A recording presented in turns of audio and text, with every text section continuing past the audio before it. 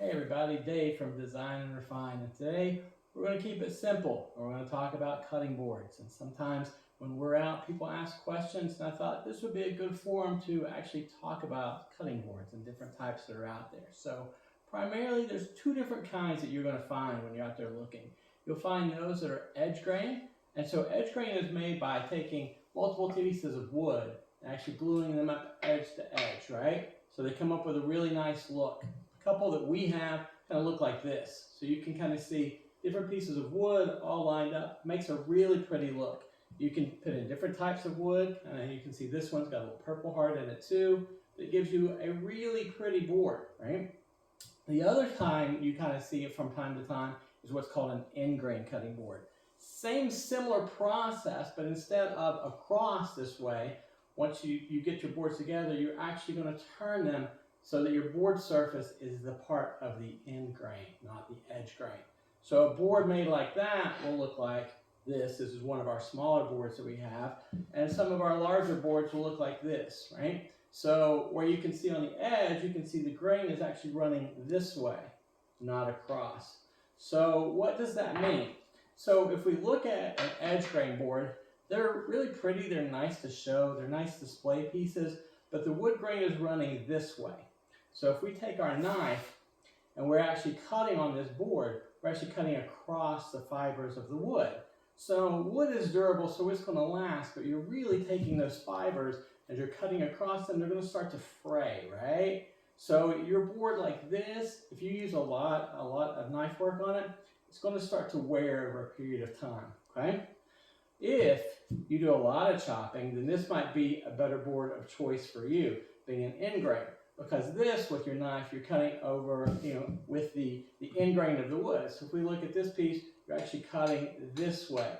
So the fibers are going like this, your knife is coming this way, right? So you're not cutting across fibers like on the other board.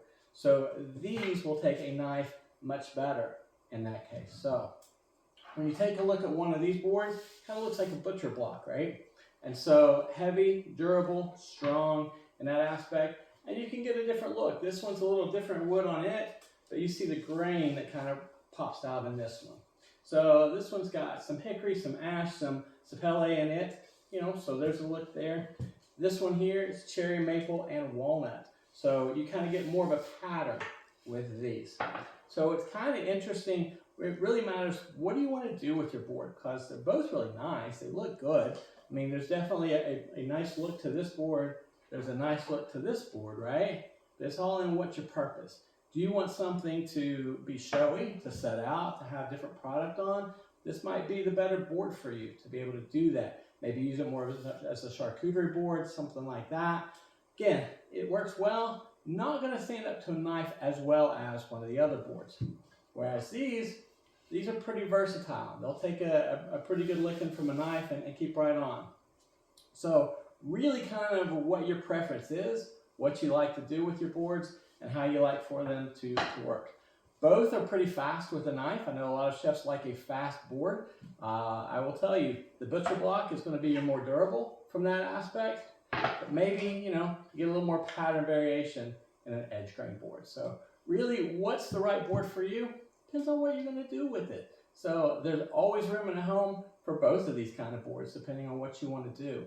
And we have both of them available in our shop, which is designrefinewoodwork.etsy.com. You can pick one up there and check it out. See what works for you. If it's a utilitarian thing you really want in the kitchen, probably your choice right here, right?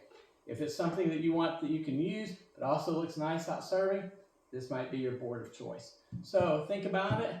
There's a place for them both in your home. Check them out. And, later in the series, we'll actually talk about how you care for these boards. So be sure to stay tuned, check us out. We'll see you next time.